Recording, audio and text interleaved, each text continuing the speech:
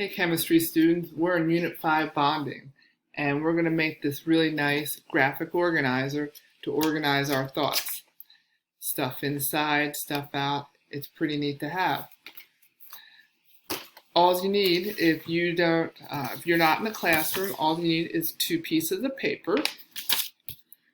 Take one of them and you're going to fold it in half like a hot dog, just like elementary school.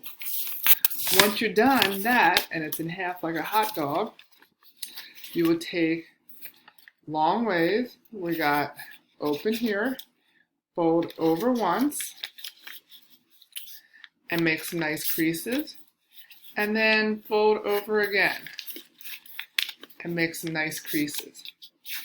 Then you're going to open this guy up, and pick up a pair of scissors, and put your hand inside, and you're going to cut the flaps. Not both sides, just the front. When you do all 3 of them, they'll turn out looking like this. You'll have nice flaps. You would take the other sheet of paper,